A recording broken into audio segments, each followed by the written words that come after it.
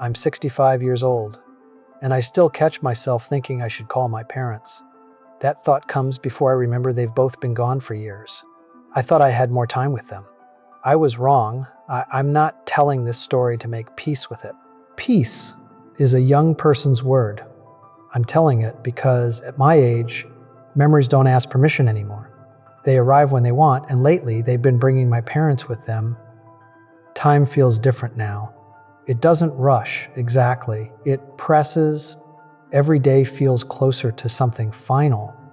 Even if I don't know what that is yet, I wake up earlier than I used to. I sit longer before standing. I notice how quiet the house is and how much of that quiet is made up of people who are no longer here. Now, I tell this for you, not for me. I've already lived the consequences. There's no refund on years.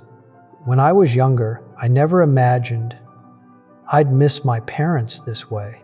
I assumed they'd always be somewhere in the background, like furniture you grow up with and stop noticing.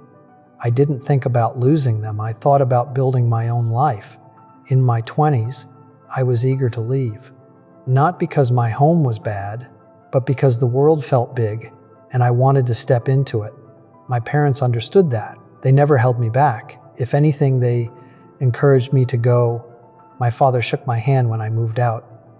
My mother hugged me longer than she needed to. I noticed that, but I didn't understand it. I started working right away. Long hours. Entry-level pay, a lot of ambition and not much patience. I called home once a week at first. Then every other week. Then whenever something reminded me to. Nothing was wrong between us. That's what makes this harder to explain. There was no fight, no estrangement, just distance that grew slowly and quietly. In my 30s, life filled up the way it does. Job, marriage, kids, responsibilities layered on top of each other until they felt permanent. I told myself I was busy doing the right things. My parents visited when they could. My mother always brought food, even when we told her not to. My father sat quietly and watched the kids play, smiling to himself. I assumed they were fine. They never complained. Phone calls became shorter, conversations stayed on the surface. Weather, health, everything okay? Yes, everything's fine. That word again. Fine. I thought there would be a better time for longer talks when the kids were older, when work settled down, when things weren't so hectic. I didn't know hectic was going to be the rest of my life. The slow cost of that thinking didn't show up as guilt right away. It showed up as absence. I missed small changes. My father's voice getting weaker. My mother repeating stories I hadn't heard in years. I noticed these things, but I didn't stop to sit with them. I told myself it was normal, aging, nothing urgent. There were holidays I skipped because travel felt like too much. Visits I postponed because the timing wasn't right.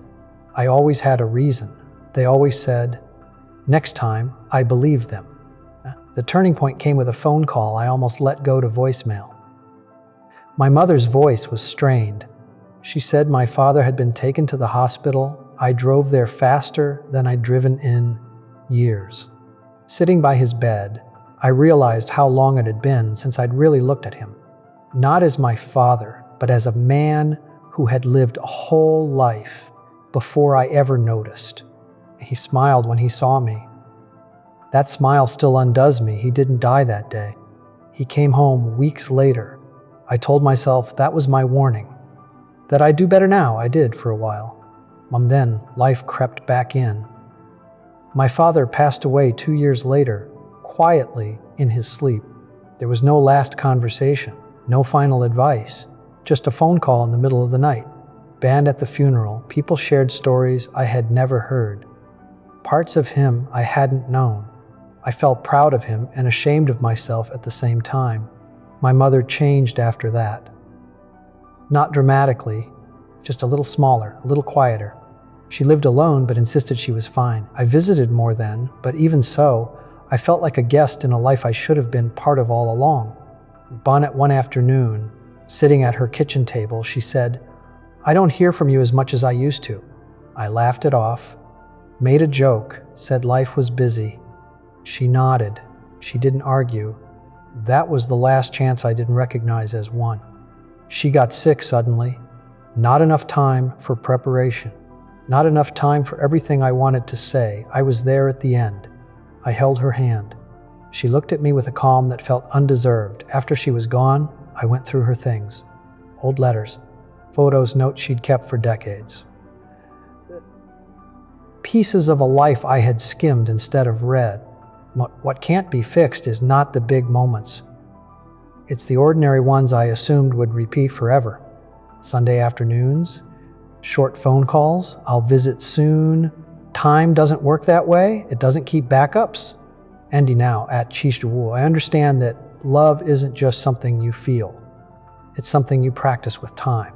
And time is the only thing you don't get to negotiate. I miss them in ways that surprise me, not just on holidays or anniversaries, but in small, useless moments. When I want to ask a question that doesn't matter. When I want to complain about something trivial. Meander. Those are the moments I thought I could always have. And if you're listening to this, I don't know where you are in your life. Maybe your parents are healthy. Maybe they annoy you. Maybe you think there will be plenty of time later. I thought that too. I'm not asking you to do anything dramatic. I'm just telling you what I learned too late. Time with people doesn't announce when it's running out. It looks the same right up until it isn't. Ben, I have less time ahead of me than behind me now. That's not a tragedy, it's just the truth. I carry gratitude for what I did have, and sorrow for what I assumed would wait. Band, if this meant something to you, hold it gently, that's enough. I thought I had more time with my parents. I didn't.